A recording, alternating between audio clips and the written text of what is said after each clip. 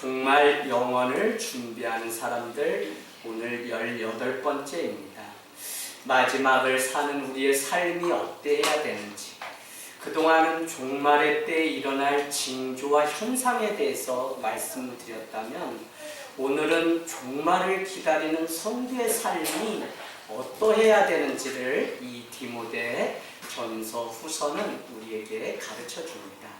특별히 종말론과 관련돼서 사도 바울은 디모데 전후서에 후퇴함, 조금은 이 종말론이 지연되다 못해서 이제 흐지부지한 그때에 살아가는 이 성도들에게 아니다, 종말을 가지고 우리가 어떻게 살아가야 되는지 다시 한번 그들을 깨우고 경각심을 주는 말씀이 오늘 이 디모데 전서의 말씀입니다.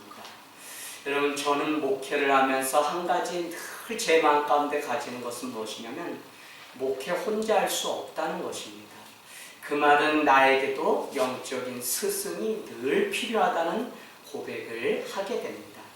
물론 내가 기도하면서 주님께 기도로 묻고 말씀으로 응답받아서 어떤 일들을 결정하고 행하면 되지만, 오늘 사도 바울이 디모데를 제자로 삼아서 목회자로서 어떻게 살아가고 어떻게 목회를 해야 하는지 가르치듯 일평생 가까이에서 목회자로서 살아갈 수 있도록 격려하고 돕고 가르쳐 줄 수 있는 멘토가 필요하다는 생각을 하게 됩니다. 그런 면에서 우리의 인생은 좋은 영적 멘토를 만나기 위해서 우리는 늘 기도해야 되고, 그런가 하면 내가 누군가의 좋은 영적 멘토가 되기 위해서 기도해야 됩니다. 제가 한결같이 자녀들을 위하여 기도하는 그 많은 내용 중에 중요한 한 가지는 좋은 책과 좋은 스승, 즉 좋은 영적 멘토를 만날 수 있는 우리의 사랑하는 자녀들이 되게 해달라고 늘 빠짐없이 기도하게 됩니다. 그만큼 영적 멘토를 만나는 이 일은 자녀가 어디에 가든지, 아니 우리가 어느 곳에 거하든지 너무나 중요한 우리의 숙제라고 할 수 있습니다. 여러분, 늘 혼자서 살 수 없는 우리의 인생이기에 누군가의 격려와 조언을 통해서 우리는 때로는 그 충고를 통해서 자라가고 성장할 수 있는 사람이라는 고백을 하게 됩니다. 오늘 사도 바울은 주후 60년 중반에 로마 감옥에 투옥됐다가 다시 이렇게 출소했다가 다시 제 감옥 입소하게 되면서 그는 그곳에서 처형으로 이 땅 가운데서 삶을 마치게 됩니다. 아마도 바울은 감옥에서 잠시 풀려나서 몇 군데를 이렇게 지나게 되는데, 그때 함께 따라갔던 제자가 누구냐면 디모데라는 제자입니다. 디모데를 에베소라고 하는 지역에 방문했다 그곳에 두게 되고, 사도 바울은 디도라고 하는 제자를 데리고 그레데라고 하는 작은 섬으로 가게 되고, 그곳에 디도를 두게 됨으로써 목회자로서 어떻게 살아가야 되는지를 권면하기 위해서 그는 디모데 전후서와 바로 디도서라고 하는 목회 서신을 기록하게 됩니다. 사랑하는 여러분, 잠깐 투옥되었다 풀려났을 때 디모데 전서와 디도서를 기록하고 다시 옥중으로 이렇게 들어가게 되었을 때 그는 디모데 후서를 쓰고 그렇게 처형을 당하는 순교자의 자리에 가게 됩니다. 에베소에 남겨놓은 디모데라고 하는 제자가 어떻게 목회를 해야 되는지 사도 바울은 늘 옥에 있든지 어디에 있든지 마음에 늘 그 생각뿐이었습니다. 마치 자기 일처럼 생명처럼 여기는 모습이 우리에게 너무나 은혜가 된다는 것입니다. 사도 바울이 쓴 모든 편지에 보면 일관되게 말하는 것 중에 한 가지가 무엇이냐면, 너가 어떤 일을 하고 누구를 대하든지 죽게 하듯 하라고 우리에게 늘 말씀하고 있습니다. 할렐루야. 그런가 하면 사도 바울은 우리 말씀 한번 찾아가 볼까요?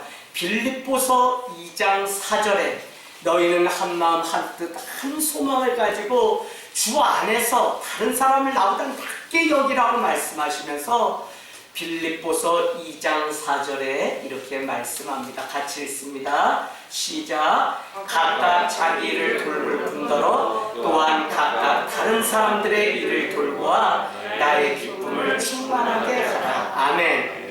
그 사도 바울은 뭐냐면 너가 종으로 있든지 남의 집에 일을 하든지 어디에 부하직원으로 있든지 너는 모든 일을 행할 때 각각 다른 사람의 일일지라도 내 일처럼 여기고 그렇게 돌아보라고 우리에게 말씀하고 있습니다. 그런데 빌립보서 2장은 서두에 뭐라고 얘기하냐면 한마음 한뜻 한 소망 가운데 한 지체를 이루려면 이와 같이 하라는 것으로 보아서 교회를 세우는 가장 중요한 또 무엇이냐면 사도 바울은 다른 사람의 일을 내 일처럼 여기는 그 사랑과 관심이 있을 때 우리는 온전한 공동체를 이루어갈 수 있다는 것입니다. 그런가 하면 갈라디아서 6장 2절 가보세요. 갈라디아서 6장 2절은 더 명확하게 우리에게 말씀하고 있습니다. 갈라디아서 6장 2절 같이 한번 찾아서 읽도록 하겠습니다. 갈라디아서 6장 2절 갈라디아서 6장 2절 우리 같이 읽습니다. 시작. 너희가 짐을 서로 지라 그리하여 그리스도의 법을 성취하라. 아멘. 여러분 우리가 그리스도의 법을 날마다 성취하면서 우리는 살아가는 자입니다. 요한복음 17장 4절 5절 6절은 뭐라고 얘기했냐면 우리가 하고 싶은 일을 하는 것이 아니라 아버지 하나님이 내게 하라고 하신 일을 감당하라고 제자들에게 말씀하고 있습니다. 그래서 우리는 우리가 하고 싶은 일이 아니라 하나님이 하라고 하신 일을 감당하며 사는 자들인데 더 중요한 것은 무엇이냐면 그 일을 통해서 사도 바울은 적어도 그리스도의 법을 성취하는 유일한 비결은 무엇이냐면 각각 다른 사람의 짐을 나눠지는 그것이 그리스도의 법을 성취하는 것입니다. 여러분 우리가 모이는 모든 것들은 공동체로 우리가 모입니다. 오늘날 교회가 왜 어렵다고 목사님들이 이 코로나19와 같은 때에 고백하냐면 교회도 나와요. 모이기도 해요. 같이 밥도 먹었어요. 그러나 공동체적인 한 지체됨이 없기 때문에 오늘날 교회는 그냥 잠깐의 바람 가운데도 무너질 것이 불보듯 뻔한 것입니다. 이것은 우리의 믿음 없음이 아니라 온전한 교회가 무엇인지를 알지 못하고 각각 서로 짐을 나눠지는 법을 가르치지 않았기 때문에 이 중요한 때에 우리는 다 흔들리는 것입니다. 여러분 위기 때에 우리는 내 믿음이 고스란히 다 증명됩니다. 그래서 광풍이 부는 그곳 가운데 그 주님을 따라갔던 제자들도 예수님을 유령으로밖에 볼 수 없는 이 믿음이 적은 자들아라고 책망받는 것들을 보면 위기는 우리에게 기회인데 그 기회는 무엇이냐면 내 안에 살아계신 주님과 함께하고 있다고 하는 그 증거를 주님 앞에 보일 수 있는 좋은 기회입니다. 그래서 우리는 이 기회 때에 하나님 앞에 더 그리스도의 법을 성취하기 위해서 서로 짐을 지는 일들이 우리 안에 있기를 원합니다. 여러분 일 앞에 사도 바울은 늘 충성되이 고린도전서 3장에도 맡기운 자에게 구할 것은 오직 충성이라는 것입니다. 그래서 사도 바울이 가지고 있는 일에 대한 이 개념은 무엇이냐면 일하기 싫으면 먹지도 말라고 했듯 일을 너무 귀하게 여기는데 세상 일이 있고 하나님의 일이 있는 것이 아니라 다 하나님께 하듯 일을 하라고 첫 번째는 우리에게 말씀합니다. 그래서 여러분이 직장에 가는 곳이 다 뭐냐면 선교지예요. 그래서 밤에 제가 늘 여러분의 직장을 놓고 기도한다니까요. 그건 뭐냐면 우리 집사님이 누가 그곳에 또 우리 아이들이 가는 학교가 선교지가 되어서 이 아이들이 누룩과 같이 그곳에서 살아낼 수 있도록 아니 우리 남편이 가는 그곳이 선교지가 될 수 있도록 기도하는 저와 여러분이 되시길 주님의 이름으로 축복합니다. 그래서 바울은 디모데를 칭찬할 때 중요한 것은 일에 대해서 디모데후서 1장 3절 4절 가보세요. 디모데후서 1장 3절 4절 여러분 말씀 막 찾아가 보세요. 여러분 형광펜으로 표시도 해놓으시고요. 여러분 디모데후서 1장 3절 4절에 바울은 디모데를 칭찬하기를 첫 번째 뭐죠? 청결한 양심이 그에게 있었다. 뭐 주님께 하듯 하는 그 일 가운데 그에게는 청결한 양심. 여러분 양심이라고 하는 것은 하나님이 우리에게 심어놓은 마음의 법입니다. 이것은 하나님과 나만이 아는 것이기 때문에 얼마든지 속일 수 있어요. 물론 하나님은 속일 수 없습니다. 그러나 사람의 눈은 얼마든지 속일 수 있는데 디모데를 칭찬할 때 사도 바울은 적어도 디모데 너는 다른 것이 아니라 너에게는 청결한 양심이 있었구나. 여러분 우리가 정말 사람됨의 기본은 무엇이냐면 양심이다. 이 양심은 화인을 맞으면 교회를 다녀도 회복될 조짐이 안 보여요.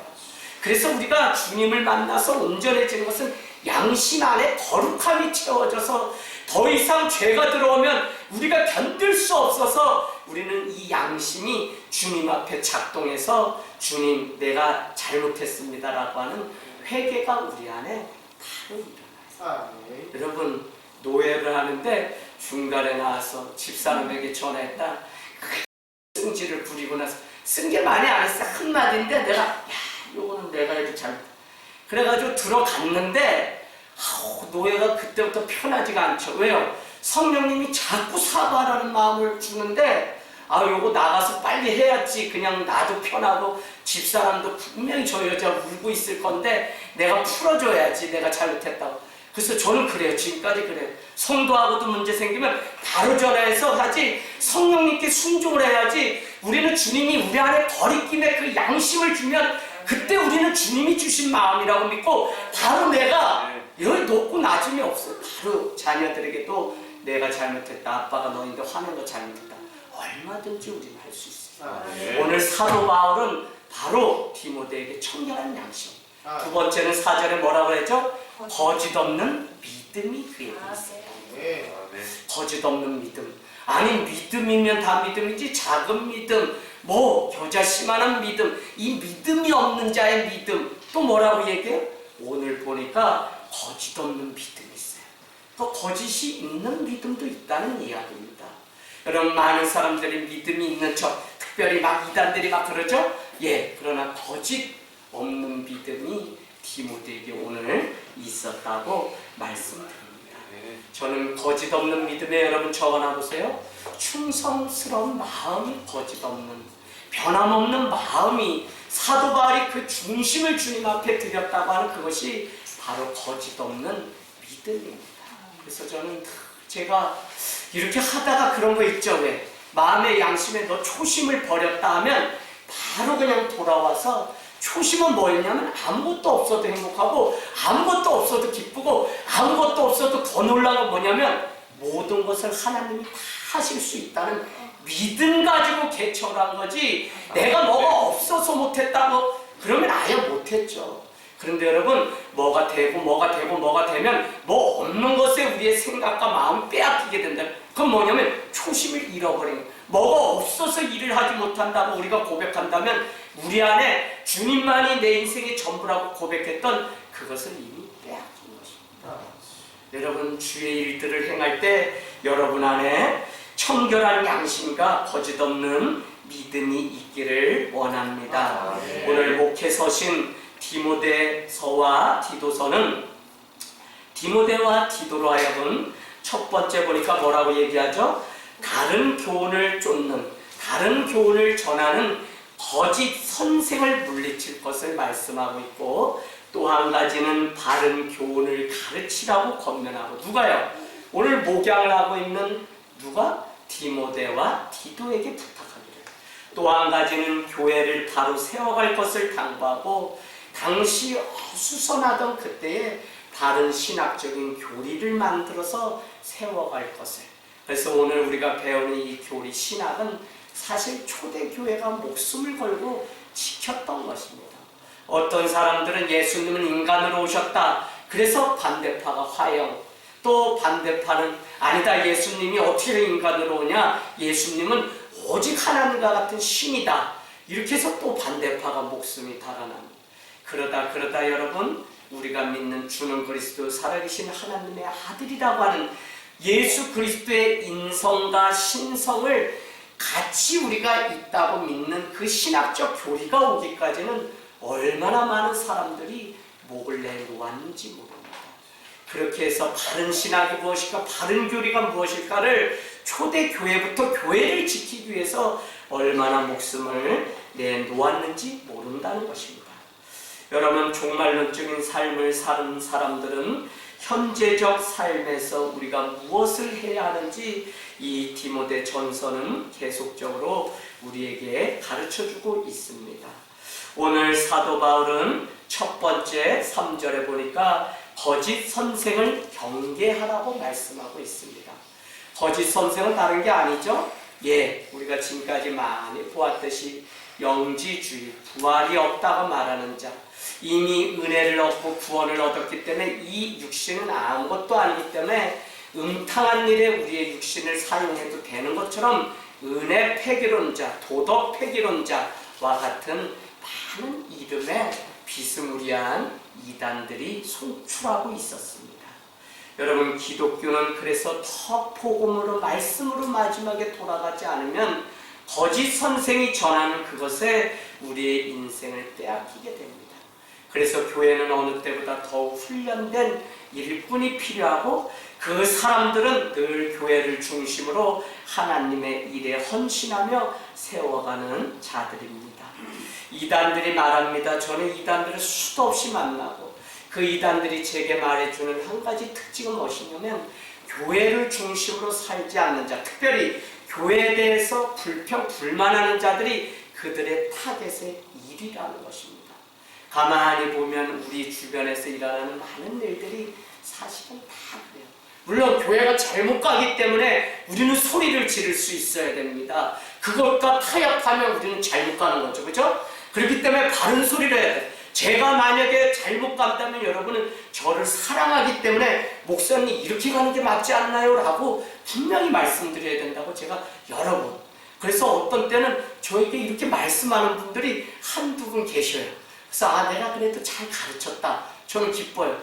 목사님이 우리한테 이렇게 하면 반드시 얘기해달라고 해서 제가 말씀드리는 건데 제가 얼마나 긴장하면서 듣는지 몰라요. 목사님 마지막 은퇴 때 깨끗하게 은퇴할 수 있으면 그렇게 준비를 해야 된다고 했으니까 우리 재정부에서 그걸 지금 마련하려고 합니다. 목사님 어떻게 하면 좋을까요? 머리 맞대고 막 얘기했어요. 전 빈손으로 가겠습니다.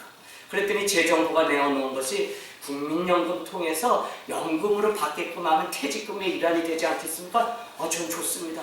저는 뭐 아파트 사달라, 무슨 차 사달라, 일체 제가 하지 않겠습니다. 제가 이렇게 여러분에게 말씀드리는 것은 여러분이 저와 함께하는 동안은 저에게 적어도 제가 여러분께는 이런 말을 하지 않겠다고 말씀하는 것은 여러분 어렵게 말하는 거예요. 제가 뭐 그냥 여기서 그냥 얘기하는 게 아니에요. 그래서 재정부와 함께 이야기를 나눈 적이 있습니다. 여러분, 우리는 정말 주님 앞에 거짓 선생들이 전하는 그것에 속는다면 우리는 다 무너집니다. 다른 것을 탐하기 때문에 우리는 거짓 선생을 따라가서 무너질 수 있는 사람입니다. 그래서 여러분, 우리의 마음이 늘 하나님께 연락되기를 우리는 나아가는 일들을 해야 된다는 것입니다. 거짓 선생들은 뭐라고 얘기하죠? 3절 보세요. 다른 교훈을 전한다는 것입니다.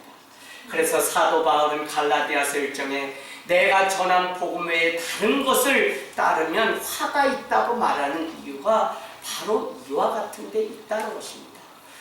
얼마나 거짓 복음. 여러분은 적어도 이 거짓 복음이 저기 가서 다른 교단, 다른 교파 뭐 그런 것들을 이야기하는 게 아니에요. 그건 누가 봐도 불보듯 뻔한 것인데, 우리가 우리 개인적인 믿음으로 보면 하나님보다 더 사랑하고 하나님보다 우선되는 게 있다면 그것이 거짓 선생을 쫓아가는 거, 그거를 우리가 보고 우리가 그거를 알아야지.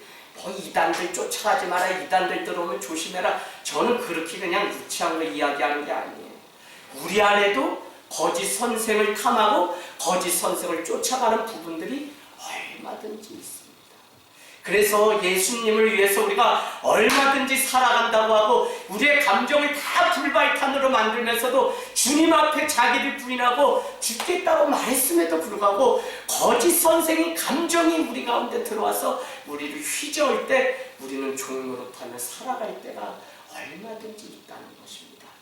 사랑하는 여러분, 오늘 3절 말씀을 보니까 그러기 때문에 역설적으로 바른 말, 곧 우리 주 예수 그리스도의 말씀과 두 번째는 경건에 관한 교훈을 바로 알고 전해야 되는 책임이 우리에게 있는데, 거짓 교훈을 가르치는 자들은 이걸 가르치지 않는다는 거예요. 다 여러분 모두가 예수 그리스도의 뜻이라고 말하듯 그렇게 와서 예수님이 전해진 복음이라고 그렇게 말을 한다는 것입니다. 심지어는 5절 말씀에 가보면 그들은 마음이 이미 부패하였기 때문에 어떻게 해요? 모든 일을 행하고 신앙을 가르치고 복음을 믿는다고 하는 그것조차도 뭐라고 말씀하고 있냐면 자기의 이익의 방도로, means라고 영어 표현으로 되는데 그건 뭐냐면 목적으로, 신앙생활을 하는 목적이 뭐냐면 자기 이익을 위해서 그 신앙생활을 한다는 거예요. 그래서 우리가 쭉 읽어가 보면 결국 사도 바울은 말세 때에 일만 악의 뿌리가 되는 돈을 이야기하는 것은 무엇이냐면, 많은 사람들이 거짓됨을 추구하고 이익의 방도를 쫓는데 그게 뭐냐면 바로 돈을 쫓아서 우상 숭배를 하는 일들이. 여러분은 잘 기억하셔야 됩니다. 종려주일에 예루살렘에 입성하신 주님이 하신 일은 다른 것이 아니라 비둘기를 팔고 돈을 바꾸는 자들을 향해서 산을 들러엎으면서 이 강도의 소굴로 만드는 자들아라고 하면서 책망했던 것을 봐야 됩니다. 그 이야기가 왜 중요하냐면 그만큼 마지막 때에는 바로 이와 같이 일만 악의 뿌리가 되는 것에 우리의 마음이 중심이 놓쳐서 거짓 선생을 쫓아서 가는 일들이 생긴다는 것입니다. 여러분, 바른 분별의 영이 우리 가운데 있어 균형 있는 신앙을 가지고 살아간다면 반드시 열매가 있을 것이고 그 열매는 구원으로 우리에게 하나님이 응답하실 것입니다. 거짓 교훈을 따르는 자들이 맞이할 결과가 4절에 기록되어 있습니다. 4절에 보니까 그들은 교만하여 아무것도 알지 못하는 자들이라고 이야기합니다. 그들은 모든 것을 아는 것처럼 우리에게 다 이야기하지만 사실은 아무것도 알지 못하는 자들입니다. 제가 이단도 와도 공적으로 얘기하지 않아도 이야기를 하는 것을 참 좋아합니다. 전도사 때 우리 완전히 골목에 제7일 안식교가 와서 우리 옆집에는 우리 교회 다니시는 집사님 가정이 있었는데, 집사님이 어느 날 저를 찾아와서 문도 못 열고 두렵다는 거예요. 그래서 이유인즉슨 제7일 안식교가 오는데 믿음이 연약하고 잘 말씀을 모르는 것을 알고 공격하기 시작한다는. 그래서 제가 그 집에 일부러 찾아가 있다가 어느 날 와서 이야기를 쪽쪽 하니 그분들이 자기네 소위 목사라고 하는 자까지 5명을 데리고 어느 날 왔어요. 제가 그날 온다는 시간에 그 자리에 딱 앉고 있다가 왜 오셨나 했더니 들어가서 상을 피고 한번 변론해보자는 겁니다. 그래서 들어가서 이야기를 몇 시간 했냐면 5시간을 했습니다. 그랬더니 그분들이 두 손을 들고 막 화를 내면서 점잖은 척 하다가 안 되는 거예요. 자기들이 배웠던 안식일 쭉 말씀편데 제가 그거보다 더한 신약에 가서 예수님 완성했습니다 하면서 제가 피면 자꾸 자기들이 당한다는 생각에 승질이 나니까 화가 나서 하다가 안 되면 전도사가 내들었다, 안 되면 집사라는 분이 막 목사님 우리 그런 말씀 있지 않나요? 하면 거기 또 찾아서. 그러나 여러분, 이미 주님은 그것보다 더한 말씀을 우리에게 했습니다. 무슨 이야기냐면 말씀이 우리 가운데 있으면 용수철처럼 튀어나와서 어떤 것이라도 우리는 능히 승리하고 무찔릴 수 있는 능력이 있는 줄로 믿습니다. 그래서 교만해서 아무것도 알지 못하는데 아는 척하는 것이 바로 그들이고요. 그렇기 때문에 변론과 언쟁을 좋아한다고 그렇게 4절에 기록해 놓았습니다. 여러분, 변론하고 언쟁하지만 우리가 겪어봤지만 아무 유익이 없습니다. 부부가 아무리 싸워도 좋은 게 없어요. 주일날 결혼하겠다고 주례를 부탁하려고 11번째 주례를 저에게 찾아온 우리 제자, 형제, 자매가 왔어요. 뭐 이야기하는데 따로 뭐 제가 교육 안 하더라도 한참을 그냥 몇 시간을 이야기하고 사랑만 믿지 마라. 신뢰를 바탕으로 하는 사랑이 아니면 너희는 다 갈라쓰고 못 사네 사네 하니까 너희 신뢰하는지 정 안 된다면 오늘 저녁에 저기 낮에 산에 올라가서 자매 거서 남에서 떨어지라 그러고 너가 받을 수 있는지 테스트하자 경로가 얼른 가보자 했더니 아니요 우리는 신뢰해요. 목사님 무슨 일 있어도 잘 살 테니까 목사님 줄에 좀 서주십시오. 그러면 내가 하겠다.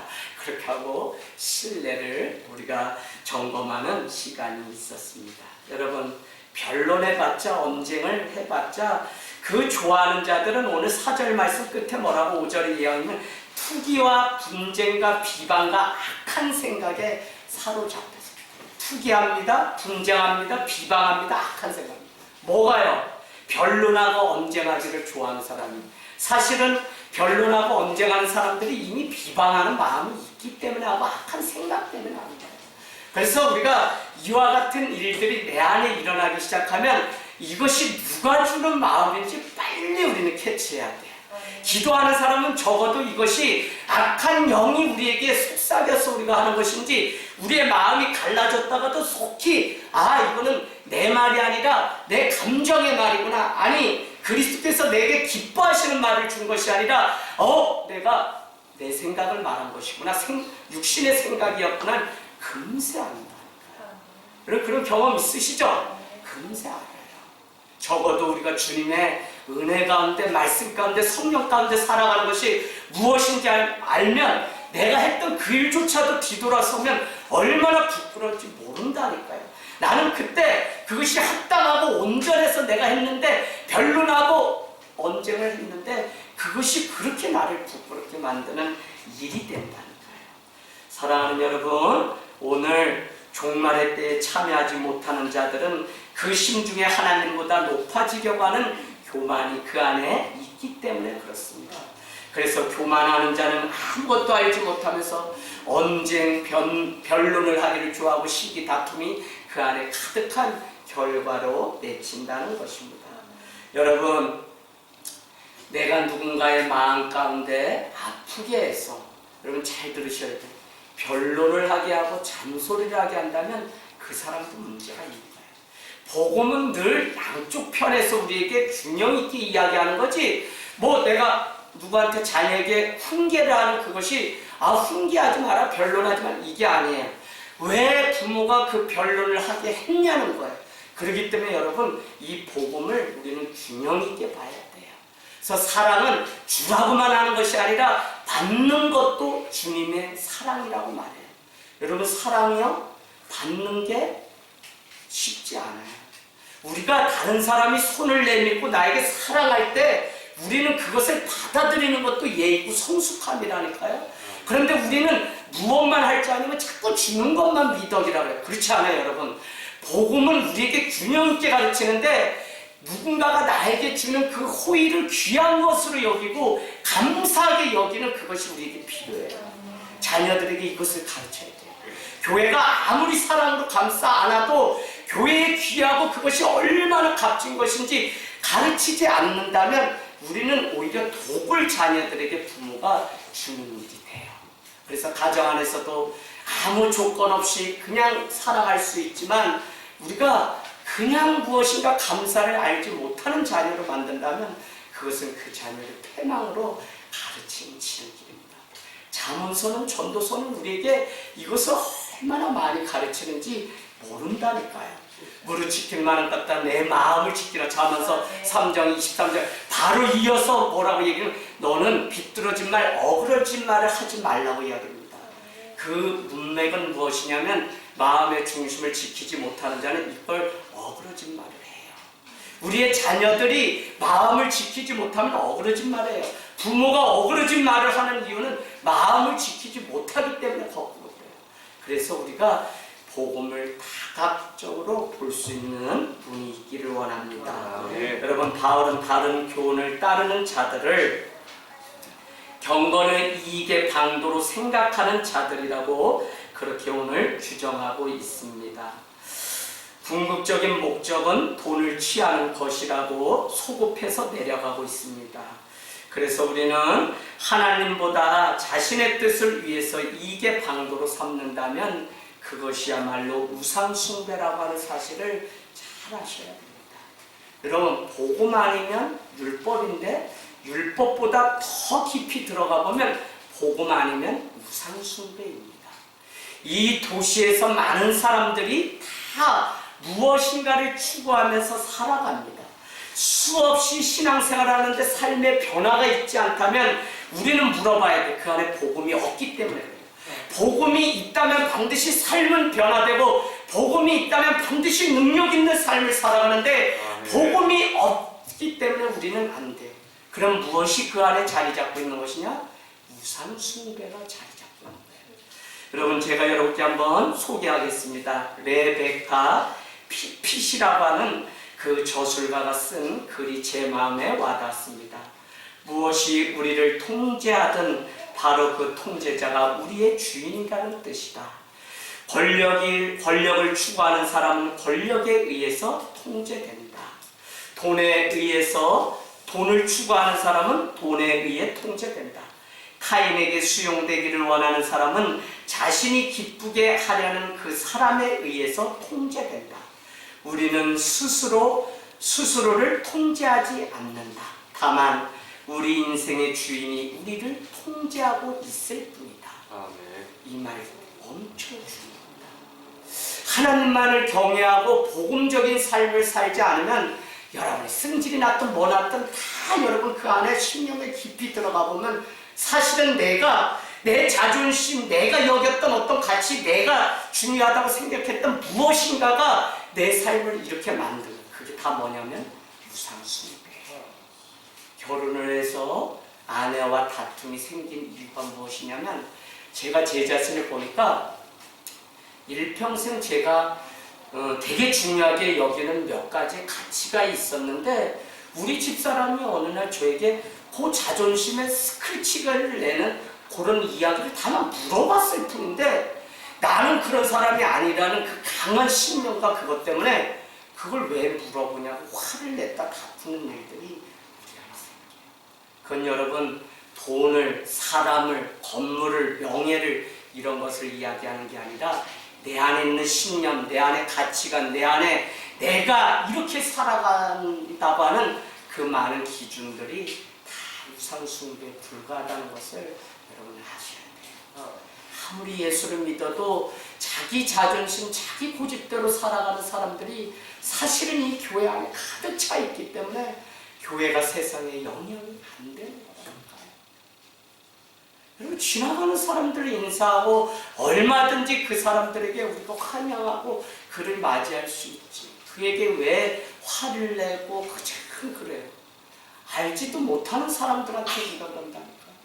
이렇게 무례한 기독교가 되기 때문에 교회를 자꾸 사람들이, 저는 요즘 우리가 뭐 욕먹고 교회가 어쨌다, 교회 이제는 다시 안 보내겠다, 통계가 나왔습니다. 코로나19가 맞춰지고 나면 어린 신앙이라고 말하는 소위 그런 사람들 20%는 회복이 돼도 다 교회로 돌아와도 돌아오지 않을 거라는 통계라. 왜? 이제는 예배 방식이 바뀌고 삶의 패턴이, 아니 이번에 겪어보니까 교회 가지 않아도 얼마든지 살 수 있는 방법이 있다고 믿는 또 하나의 생각이 있기 때문에 그렇게 합니다. 여러분, 우리가 현대인의 우상숭배는 다른 게 아니라 제가 제 자신을 보면 타인에게 인정받으려고 하는 것이 우리의 우상숭배입니다.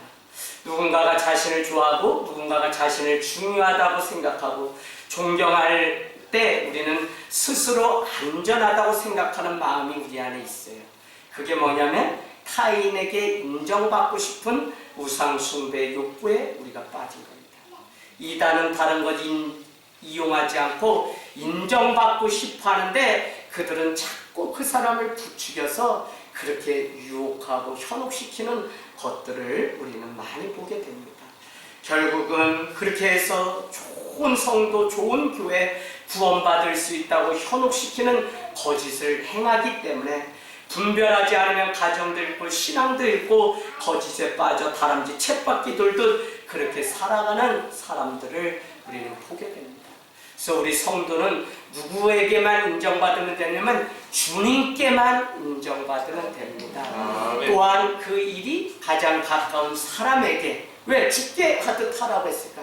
그 사람들에게 인정받는 믿음이 진짜입니다. 목회자로 살아가면서 가장 기쁜 건 뭐냐면 신방을 가거나 뭘 갔을 때 그 동네 분들을 우연찮게 만났을 때 저 집사님 요새 아주 기쁘게 살아요. 저 집사님 교회 다니더니 삶이 달라져. 저는 많이 들어요. 그런데 어느 집에 가면 그 이가 그냥 동네 싸움에 또 원인이라고 이렇게 말해주는 슈퍼. 왜요? 깜짝 놀랐다니까. 아니 어디 가려고 이걸 해서 인사했더니 목사님인가 봐 성경책. 네. 그랬더니 그지? 이러면서 얘기를 안 좋게 하는 것들을 제가 봐요. 여러분 우리의 삶이 어떠해야 되는지 우리는 보게 됩니다. 경건 자체에는 관심이 없는 자들, 오히려 종교로 인하여 얻어지는 물질에만 관심이, 그리하여 마음이 부패한 자들과 진리를 잃어버린 자들 가운데 결국은 다툼이 생긴다고 오늘 말씀하고 있습니다. 사도 바울은 감독의 자격을 얻은 자들을 디모데전서 3장 3절로 가보세요. 많은 기준이 있지만 감독, 즉 비숍과 같은 교회의 리더가 되는 엘더가 되려면 그건 누구냐면 바로 돈을 사랑하지 않는 자라고 말을 하고 있습니다. 주님을 더 사랑해야 된다는 의미겠죠? 집사의 자격을 말하면서 디모데전서 3장 8절에 가보세요. 마지막에 이런 말씀이 있습니다. 더러운 이익을 취하지 않는 자가 집사예요. 그래서 여러분 집사님 하면 자기의 이 직업을 이용해서 교회 와서 뭘 장사를 하려고 한다면 그건 정말 잘못된 기회예요. 저희 교회도 오셔서 그런 분들 있었어요. 제가 다 이야기했더니 뭐 더 큰 교회 가면 더 잘해준다고 다 떠나는데 지금까지 다 겪으면서 여기 왔지 그냥 오지 않았습니다. 사랑하는 여러분, 오늘 주님보다 더 사랑하는 것들이 있다면 그것은 우상 숭배입니다. 우리가 회복해야 할 것은 오늘 말씀 6절에 자족하는 마음이라는 것입니다. 왜냐하면 6절에는 경건에 큰 유익이 있는데 경건은 자족하는 마음과 함께 오는 것이지 그냥 경건이 있을 수가 없다는 거예요. 여러분 경건을 다른 말로 아침에 경건의 시간 하죠? 여러분 써놓으세요. 되게 쉬운 가장 중요한 경건의 개념은 우리가 거룩함이잖아요. 거룩함. 또 한 가지는 무엇이냐면 경건하다는 것은 깨어있음을 의미합니다. 화이트 타임, 큐티라고 하는데 깨어있음, 조용한 시간. 주님 앞에 늘 깨어있는 것이 경건한 삶입니다. 그래서 주님이 원하시는 것이 무엇인지 우리는 자족할 때 경건한 삶이 되고 깨어있을 때 경건한 삶을 우리는 살아갈 수 있어요. 7절 말씀은 우리는 어차피 세상에 올 때 아무것도 가지고 온 것이 없는데 왜 돈을 취하고 먹을 것 입을 것 때문에 자족하는 법을 놓치고 살아가냐고 우리에게 오히려 말씀하고 있는 것을 보게 됩니다. 주님의 종말 오심에 관심이 없다면 우리는 먹고 마시는 기본적인 것에도 우리는 만족하거나 자족하지 못한 채 더 큰 거를 날마다 쫓아서 살아가요. 당장 우리 애식기들만 해도 이놈의 새끼가 고등학교도 어디 가고 대학교도 좀 어디 갔으면 이제 네가 좋은 걸 해. 아빠가 아니라 이제는 네가 좋은 기회다. 지금 학교 안 가고 네가 부족한가 하고 갈 수 있는 좋은 사랑한다. 여러분 뭐냐면 더 큰 거에 대한 욕심이 자꾸 우리 안에 있는 거예요. 그게 결국은 아까 뭐예요? 다툼이 오게 되고 자족하지 못하니까 우리 안에 그런 마음이 있게 됩니다. 더 재밌는 건 오늘 9절 말씀 이제 읽으면서 마치려고 하는데 부하려고 하는 자들, 그러니까 부자가 되기를 원하는 자들에게 시험과 올무, 여러 가지 어리석고 해로운 욕심에 떨어지나니 곧 사람으로 파멸과 멸망에 빠지게 하는 것이다. 누가요? 거짓 교훈을 가르치는 자들은 시험과 올무, 왜? 부자가 되려면 이렇게 살면 된다고 막 거짓된 삼중 축복과 같은 기복신앙을 가르치면 이것이 신념과 올무가 되어서 어리석고 해로운 욕심에 빠져들게 되고 결국은 판멸과 멸망으로 가게 된다는 것입니다. 여러분, 돈을 탐하는 자들은 미혹을 받아서 믿음에서 떠나고 많은 근심이 돈이 결국은 그 사람을 구하려고 하는 자를 어떻게 해요? 찌른다고 하는 원어의 의미가 있습니다. 찌르면 아프죠. 찌르면 죽게 되죠. 찌르면 더 이상 살 소망이 없게 돼요. 바로 내가 가장 중요하고 그것을 채우면 행복하다고 여겼던 그것이 뭐가요? 덫이 되고 올무가 돼서 그 사람을 찌른다니까요. 중요해요. 우상은 그런 것 같아요. 우상은 저 사람을 바꾸려고 아무리 해봐야 안 바뀌잖아요. 결국은 저 사람이 나를 찌르기 시작해요. 야, 이게 중요해요. 그래서 복음은 처음부터 끝까지 뭐냐면 너 자신이 변화되고 너나 잘 살라고 우리에게 계속적으로 말씀하고 있는 것을 보게 됩니다. 여러분, 돈을 사랑하면 일만하게 뿌리다. 그렇기 때문에 오늘 자족하는 자는 경건한 삶을 삽니다. 저는 이 말씀이 오늘 묵상 중에 되게 마음에 와닿더라고요. 일내 그냥 이렇게 살아가다가 교회를 졌다는 자, 땅을 샀다는 자, 뭐 했던 자들은 뭐 노예 가면 많이 만나죠. 그러면서 막 이제 자랑이 늘어나요. 그런데 제가 무엇 때문에 이번에 마음 아팠나 그런 생각이 드니까 그거가 뭐 이렇게 부러워서가 아니라 왜 힘들어하고 아파하고 낮은 자리에 있는 사람의 마음은 헤아리지 못할까 이 마음이 들어요. 그러고 보니까 부모 형제들 지간에도 높아진 자가 자족하지 않게 되면 낮은 자의 아픔을 이해하거나 그걸 몰라요. 교회가 부흥이 돼서 뭐 높아지고 막 이러다가 숫자가 모이기 시작하면 뭐를 놓치게 되냐면 낮은 자리에 처있는 사람의 마음을 몰라요. 그래서 여러분이 정말 주님의 길을 가고 하려면 광야 가운데 가서 스스로 높아질 수 있지만 낮은 길을 택해서 걸어갈 수 있을 때 우리는 주님의 길을 끝까지 완주할 수 있는 것이지, 눈에 보이는 이것을 자랑하기 시작하면 우리는 거기에 만족해서 이제는 교만의 덫에 빠져서 이제는 그렇게 돼요. 그럼 말이 틀려지고 행동이 틀려지고 생각이 틀려 결정이 벌써 달라져요. 여러분, 우리가 정말 주님 앞에 이 겸손한 삶을 살아가려면 자족하는 마음이 우리 안에 있어야 되는데 사람의 아둔함이 다른 게 아니더라니까요. 교만에 빠져서 욕심을 부리면서 평생 그것이 덫인지도 모르고, 덫은 뭐예요? 쥐가 그 먹을 거 그냥 욕심내다가 목 더 밀었다가 어떻게 토끼가 옥루에 이 올고마지에 그냥 목이 걸려서 죽게 돼요. 우리 이경 목사님이 좋아하는 표현, 저희가 초창기부터 우리는 그냥 성도들 끝까지 변함없이 살아, 알든지 모르든지. 그걸 뭐라고 하냐면 올고마지 목회라고 하자.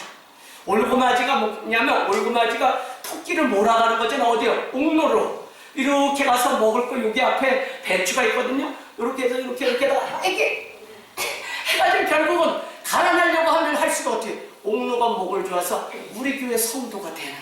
그러니까 우리가 할 건 뭐냐? 비유가 좀 그렇지만 뭐냐면 변함없이 어떻게 하든지 처음부터 끝까지 사랑하는 마음으로 가서 요 사랑이 그냥 녹아지기 시작하면 그냥 그 안에서 한 성도 되고 주님 나라 위해서 아리마대 요셉과 같이 하나님의 나라를 기다리는 자의 칭찬받는 자의 성도가 살아간다고 하는 믿음이 우리 안에 있습니다. 할렐루야. 네. 여러분, 그 마음으로 계속적으로 살아갈 수 있게 되기를 원합니다. 네. 톨스토이의 세 가지의 질문이라는 책이 있습니다.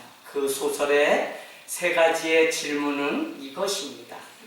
너가 가장 중요하게 여기는 일이 무엇인가? 두 번째, 너가 가장 중요하게 생각하는 사람은 누구인가?